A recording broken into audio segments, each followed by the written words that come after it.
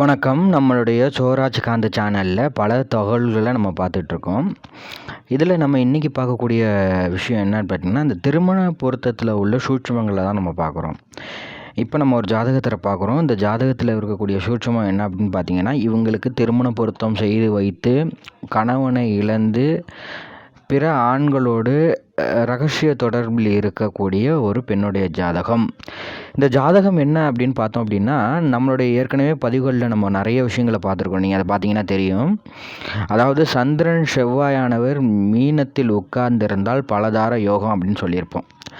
அதே போல் 7ஆம் இடமும் 2ஆம் இடமும் கெட்டு போயிருந்து, அதாவது சுப தன்மை இல்லாமல் இருந்தால், அதுவும் 8ஆம் வீட்டு அதிபதி 7ஆம் வீட்டில் இருந்தாலோ இல்லை 7ஆம் வீட்டு அதிபதி 6இல் இருந்தாலோ இவர்களுக்கு தாம்பத்திய வாழ்க்கை குடும்ப அமைப்பு சரி வராது அப்படிங்கிறத தான் நம்ம பார்த்துருக்கோம்.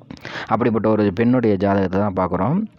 இந்த ஜாதகத்தில் நீங்கள் கவனிக்க வேண்டியது விஷயம் என்ன அப்படின்னு பார்த்தீங்கன்னா, இவங்களுக்கு லக்கணமானது விருச்சக லக்கணம், மீன ராசி. கூடுதலாக பார்த்தீங்கன்னா லக்கணத்திலிருந்து 2இல் குரு சனி சேர்க்கை அந்தளவுக்கு சிறப்பு கிடையாது. அதுவும் 2ஆம் வீட்டில் அந்தளவுக்கு சிறப்பாக சொல்ல முடியாது. அங்கே குரு ஆட்சி பெற்றிருந்தாலும் சுகத்துவம் அவர் சனியினுடைய சேர்க்கையினுடைய தன்மையினால் பாதிப்பு தான் உருவாக்கி வச்சுருக்கு. 4ஆம் இடம் சுகஸ்தானம்ங்கிற இடத்துல 4ஆம் வீட்டில் கேது அமர்வு, அதனால் சுகஸ்தானமும் கெட்டு போயிருக்கக்கூடிய அமைப்பு. 5ஆம் இடத்துல பார்த்திங்கன்னா செவ்வாய் சந்திரனுடைய அமைப்பு, அது மீன வீட்டில் அமைப்பு. அது 5ஆம் வீடாக இருந்தாலும் அது மீன வீடாக அமைந்ததுனால அதில் சந்திரன் செவ்வாய் சேர்க்கைங்கிறது பலதார ஆண்கள் பெண்கள் தொடர்பு உருவாக்கக்கூடிய ஜாதகம். இதில் நீங்கள் பார்த்தீங்கன்னா 6ஆம் வீட்டில் சுக்கிரன் ஆனவர் இருக்கிறாரு, 7ஆம் வீட்டில் புதன் சூரியன் இருக்கார். இந்த 7ஆம் வீட்டு அதிபதி அப்படின்னு சொல்லக்கூடிய சுக்கிரனானவர் 6ஆம் வீட்டில் போய் இருக்கிறது அந்த அளவுக்கு நல்லதில்லை. 7ஆம் வீட்டு அதிபதி 6ஆம் வீட்டில் அமர்வது அந்த அளவுக்கு சிறப்பானது கிடையாது. அதே போல் 8ஆம் வீட்டு அதிபதி 7ஆம் வீட்டில் அமர்வு ஏற்படுவதும் அந்த அளவுக்கு சிறப்பான ஜாதகம் இல்லை. 10ஆம் வீட்டு அதிபதியில் ராகு இருக்கிறார்.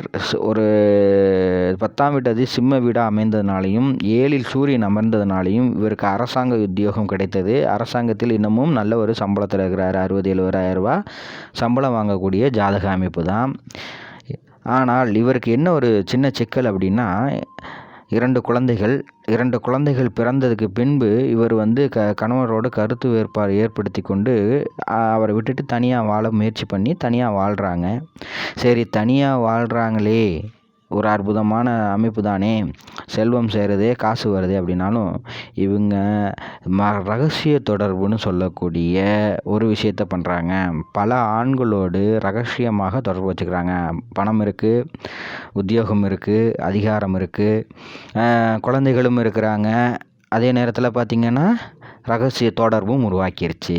இந்த ஜாதக அமைப்பு ரகசிய தொடர்பு உருவாக்கிருச்சு. இந்த மாதிரி ஜாதக அமைப்பு உள்ளவங்களுக்கு நீங்கள் அதாவது பொதுவாக இந்த மாதிரி ஜாதக அமைப்பு உள்ளவங்களில் யார் கல்யாணம் பண்ணிட்டு போகிறாங்க என்ன ஏது அதை பற்றி நான் பேச விரும்பலை. ஆனால் இதில் இந்த ஜாதக அமைப்பு எந்த வீட்டிற்கு பொருந்தாது அப்படின்னு பார்க்கணும். இப்போ ஒரு செல்வம் சேரக்கூடிய வீடு, சந்ததிகளை உற்பத்தியாக்கி கொண்டு போகக்கூடிய வீடாக அமர்ந்து இந்த ஜாதகம் உள்ள பெண்ணை நீங்கள் கல்யாணம் பண்ணிங்கன்னா என்ன நடக்கும்னு பாருங்கள். பொதுவாக இந்த ஜாதகம் உள்ள பெண் கணவனோடு வாழாமல் பலதார யோகா அமைப்புங்கிறனால ரகசியமாக பல ஆண்களோட தொடர்பில் இருக்கக்கூடிய ஜாதகர். இவருக்கு வயசு இப்போ 50 வயதும் இந்த தொடர்பு இருக்குது. இப்போ பார்த்தீங்க அப்படின்னா இந்த தொடர்பு மட்டும் இல்லை, இந்த தொடர்புனால ஏற்படக்கூடிய விஷயம் என்ன பண்ணுங்க, 2 குழந்தைங்க இருக்கிறாங்க. 2 குழந்தைங்களுடைய வாழ்வாதாரத்துக்கு அவங்க பணம் சேர்த்துடுறாங்க, செல்வம் சேர்த்துறாங்க, எல்லாம் பண்ணிடுறாங்க. ஆனால் ஒரு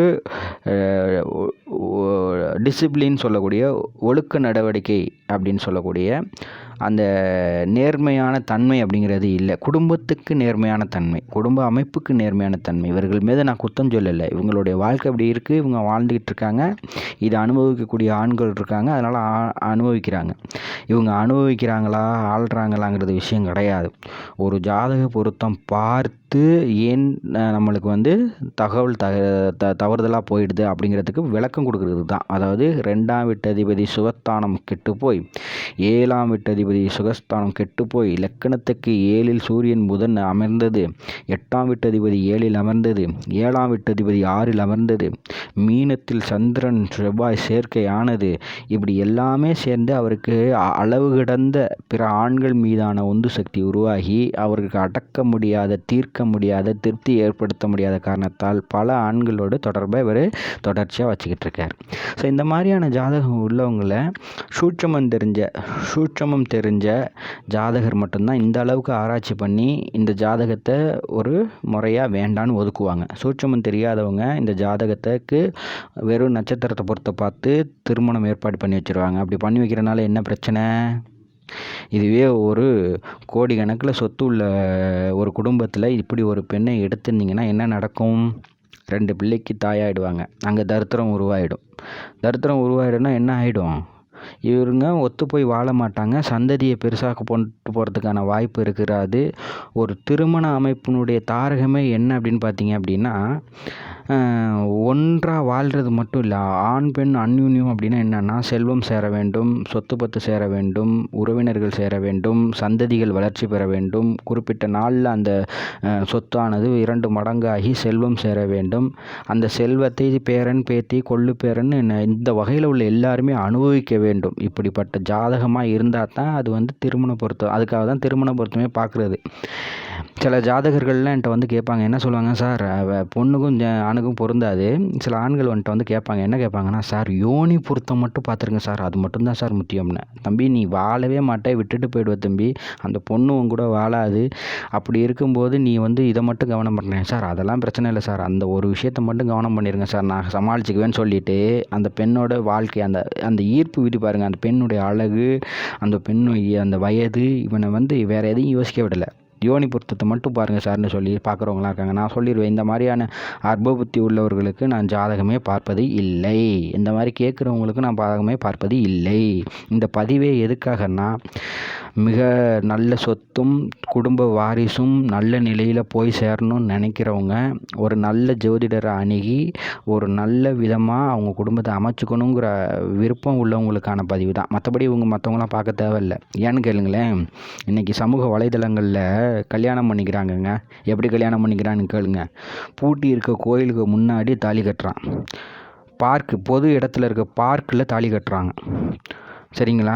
அதுக்கு வீடியோ பதிவு என்னன்னா, எவனுமே நாங்கள் செஞ்சு வைக்கிறோன்னு முன்னாடி எவனுமே ஆதாரத்துக்கும் இல்லை. அந்த 2 பேர் பண்ணிக்கிறாங்க, சும்மா வீடியோ பதிவு பண்ணி என்ஜாய் பண்ணிக்கிறாங்க.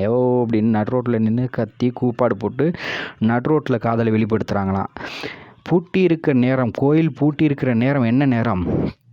ராகு காலமோ, யமகண்டமோ, சூனிய நேரமோ, அந்த நேரம் நல்ல நேரமே இருக்காது. கோயில் நடை பூட்டி இருக்குன்னா அது நேரம் சரியில்லாதது. கோயிலை திறக்காமல் இருக்கக்கூடிய நேரமானது பிரபஞ்சத்தின் மீது ஏற்படக்கூடிய கதிர்வீச்சானது நெகட்டிவான எனர்ஜி இருக்குங்கிறனால பூட்டி இருக்கும். சரிங்களா? அதாவது பூட்டி இருக்கும் அப்படின்னா என்னென்னா, அந்த நேரத்தில் அந்த நடை பூட்டி இருக்கும், சில இதில் திறந்தே இருக்கும். ஆனால் பார்த்திங்க அப்படின்னா அங்கே பூஜை புனஸ்காரங்கள் நடக்காது. அந்த பூஜை புனஸ்காரங்கள் நடக்காத கோயிலில், நடக்காத நேரத்தில் யாருமே இல்லாமல் சும்மா 4 நண்பர்கள்னு சொல்லிக்கிட்டு கேமராவுக்கு வச்சுக்கிட்டு திருமணம் பொருத்தம் பார்க்குறீங்களே, அவங்களுக்கு இந்த பதிவு கிடையாது. செல்வம் சேரணும் சார், சந்ததி விருத்தி ஆகணும் சார், குடும்ப உறவுகள் விருத்தி ஆகணும் சார் அப்படின்னு விருப்பப்படுறவங்களுக்கு தான் இந்த பதிவு. அதன் பொருட்டு தான் நான் அதை போடுறேன். அந்த அடிப்படையில் இந்த மாதிரி ஜாதகர்கள் இருந்தார்கள் என்றால், இது ஆண் ஜாதகம்னாலும் சரி, பெண் ஜாதகமாக இருந்தாலும் சரி, இவர்களை மாதிரியான ஜாதகர்கள் காமனாக ஒரு வாழ்க்கை வாழணும்னு நினைக்கிறவங்களுக்கு இந்த திருமண பொருத்தம் நம்ம பார்க்குறது கிடையாது. இது செல்வம் சேரணும், வாழ்க்கை நல்லா இருக்குன்னு நினைக்கிறவங்களுக்கான ஒரு செல்வம் சேரணும் அப்படின்னா, செல்வம்னா குழந்தை செல்வம், அதனுடைய சந்ததி செல்வம், அதனுடைய பேரன் கொள்ளு பேரன் 7 தலைமுறைன்னு சொல்லுவாங்க. அந்த 7 தலைமுறையை பார்த்துட்டு இறக்கக்கூடிய அளவுக்கான ஒரு அமைப்போடு ஜாதகத்தை பொருத்தணுங்கிற ஒரு விதியின் அடிப்படையில் தான் பார்க்குறோம். அதனால் இந்த மாதிரி ஜாதகம் வந்தால் ஒதுக்கி தள்ளிடுறது நல்லது. இவங்களுக்கு ஜாதக பொருத்தம் பார்த்தாலும் இவங்களுக்கு அந்த ஆசை தீராதனால பல ஆண்களோட இருக்காங்க. இதே ஆண் ஜாதகம் வந்தால் பெண்களோட சேர்ந்துட்டு தான் இருப்பாங்க. இதே போல் இன்னும் ஒரு 150 ஜாதகங்கள் ஆண் ஜாதகங்களே இருக்குது. கல்யாணம், திருமணம், காதல், 2வது திருமணம், 2வதும் காதல், 3வதும் காதல் அப்படின்னு வரிசையாக காதலிச்சுக்கிட்டே போகிறவங்க.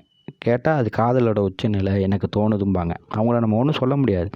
அது அவங்களுடைய விருப்பம். காதலுடைய உச்சநிலை வேணுங்குது, உடல் கேட்குது, அதுக்காக ஓடிக்கொண்டிருக்கிறாங்க. அது தப்புன்னு நான் சொல்லலை. ஆனால் அதை மறைத்து கொண்டு ரகசியமாக ஒரு ஆணுக்கோ பெண்ணுக்கோ குடும்பத்திற்கோ பங்கம் விளைவிக்கும் வகையில் நடந்து கொள்வது அப்படிங்கிறத ஜாதக ரீதியாகவும் கண்டுபிடிக்க முடியும். அப்படிப்பட்ட ஜாதகங்களை ஒதுக்கி தள்ளுங்க.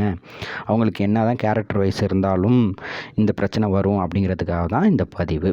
இந்த பதிவு பிடிச்சிருந்துச்சுன்னா லைக் பண்ணுங்கள், கமெண்ட் பண்ணுங்கள். இந்த வீடியோ பதிவில் உள்ள மற்ற வீடியோக்கள் இந்த மாதிரி 150 வீடியோ சொல்கிறீங்களா சார், இதை நாங்கள் பார்க்கணும் வருவீங்கன்னா சேனலுக்குள்ளே போங்க. மேலே பிளேலிஸ்ட் இருக்கும். இது தொடர்பான விஷயங்களில் தனித்தனியாக தொகுத்து வச்சுருக்கிறேன். அதில் நீங்கள் பார்த்து தெரிஞ்சுக்கலாம். இந்த ஜாதக அமைப்பு இன்னும் பல ஜாதகங்களை பார்ப்போம். இந்த வீடியோ பார்த்தமைக்கு நன்றி, வணக்கம்.